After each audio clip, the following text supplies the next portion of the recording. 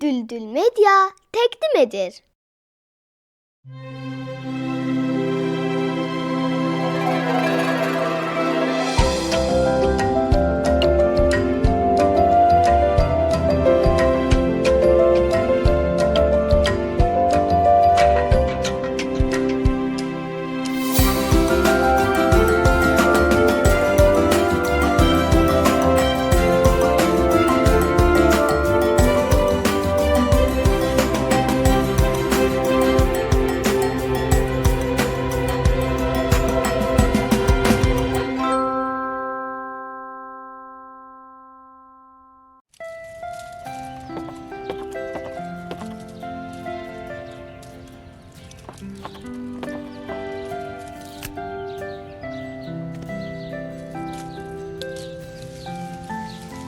Fatimə, asıq yaşıl rəngdə olanlardan yığ.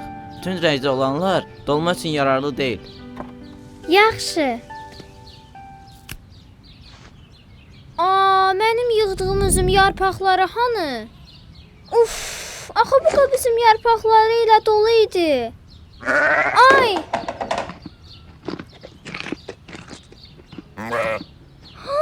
Ay Allah, sən hardan gəldin belə? Bu nə şirin qoyundu. Fatimə, xoşuna gəldi? Bəli, ata, onu çox sevdim.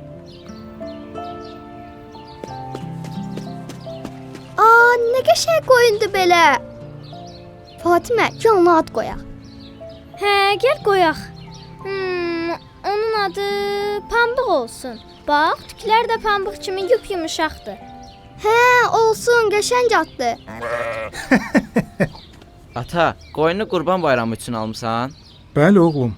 Salih əminlə bayaq bazardan aldıq. Adil, bundan sonra hər gün pambığı sizin futbol oynadığınız meydançaya apararıq. Orada çoxlu yaşıl otlar var. Doyunca otlayar. Hə, ona sabah Əli ilə birlikdə taxtadan ev də tikərik. Uşaqlar, deyəsən siz Qurban Bayramının nə olduğunu bilmirsiniz. Yox, nədir ki? Bu bayramda insanlar qoyun, inək və ya dəvə qurban kəsirlər. Yəni sabah Yox. Ata, nə olar, pambığı kəsməyin.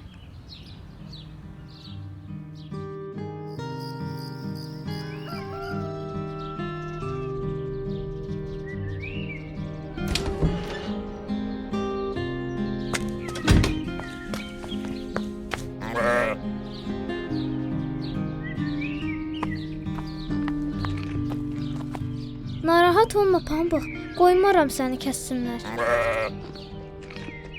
Gəl gedək. Gəl də, niyə gəlmirsən?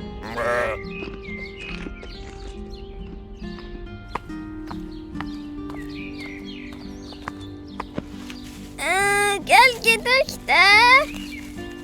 Fatimə, sən nə edirsən belə?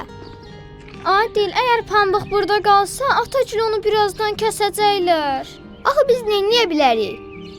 Onu buradan uzağa aparaq. Yaxşı, gəl gedək. O yerindən tərpənmir. Mənim bir fikrim var.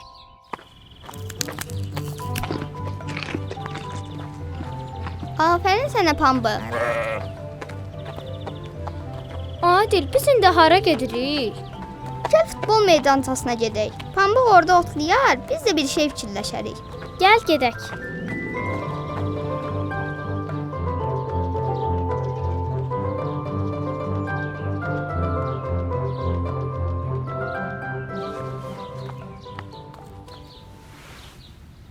Bundan sonra nə edək? Bilmirəm. Bizə gərək biri kömək eləyə. Kim? Hut. O kimdir elə? O mənim dostumdur. Hut.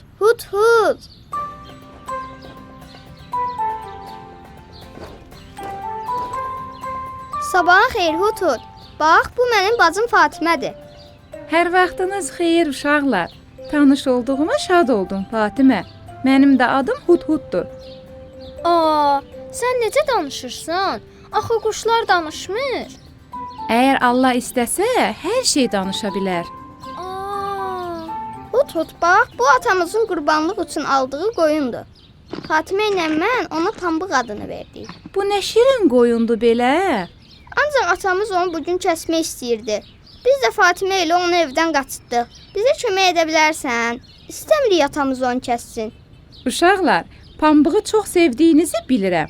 Ancaq ata-ananızdan icazəsiz evdən çıxmağınız və pambığı bura gətirməyiniz heç də düzgün bir iş deyil.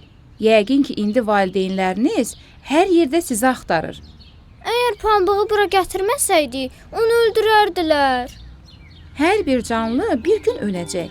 Yaxşı insanlar isə öldükdən sonra cənnətə gedəcəklər. Heyvanlara gəldikdə isə onları Allah insanlar üçün yaradıb. Atları, dəvələri, ulaqları yaradıb ki, sizlər uzun məsafələri yorulmadan gedə biləsiniz. İnək, qoyun, toyuq kimi heyvanların da ətindən və südündən yeyib içə biləsiniz. Eləcə də onların tükündən yastıq, döşək və paltar düzəldirsiniz. Uşaqlar, bəzi insanlar var ki, onların ət almağa imkanları olmur. Qurban bayramında imkanı yaxşı olan insanlar qoyun, inək və ya dəvə qurban kəsərək onları yedirdirlər. Bu da onları çox sevindirir. Sizin pambığınızda bəlkə neçə ac ailəni doyuzdura bilər. Elə deyil pambıq? Hud, bayaq dedin ki, hər kəs bir gün öləcək. Bəs Allah necə? Adil, insanların bəzisi aclıq, bəzisi susuzluq, bəzisi xəstəlik, bəzisi isə qəzalarda ölürlər. Amma Allah heç vaxt acmır, susamır və xəstələnmir. Heç bir qəza da ona ziyan vura bilmir. Buna görə də o heç vaxt ölmür. Bir də əgər o nə vaxtsa ölsəydi, bəs insanların duasına kim cavab verərdi? Onlara kim yemək göndərərdi? Xəstə olanda kim onları sağaldardı? Kim dünyaya yeni körpə göndərərdi? Kim yağış yağdırardı? Bunların hamısını Allah edir. Bizə öyrətdiyin yeni bilgilərə görə çox sağ ol. Uşaqlar burdadılar. Adil, Anacan, bayaqdan hər yerdə sizi axtarırdıq. Axı niyə gizlicə evdən çıxmışdınız? pambığı kəsməyəsiz deyə onu bura gətirdik. Mən bu cəmaatı başa düşmürəm də. Qoyun quzunu alıb gətirirlər həyətə. Uşaqlar da görüb heyvana bağlanırlar. Sonra heyvanı kəsəndə də uşaqlar ağlayırlar. Elə gedib onu qəssabda kəsib ətini evə gətirin də. Düz deyirsən Əşrəf qardaş. Gərək buna fikir verərdik. Uşaqlar, gəlin evə gedək. Ata, bayaq Adilin dostu Hudhudla danışdı. Hud kimdir? Hudhud bir quşdur. Qızım, axı quşlar danışa bilmirlər. Atacan, Allah istəsə hər şey danışdırar. Bu bölümdə də Adil və bacısı Fatimə öyrəndilər ki, heyvanların kəsilməsi qorxulu bir şey deyil. Əksinə, bu ət kasıb və ehtiyacı olan ailələri sevindirir. Eləcə də Hudhud onlara başa saldı ki, valideynlərdən icazəsiz bir iş görmək düzgün deyil.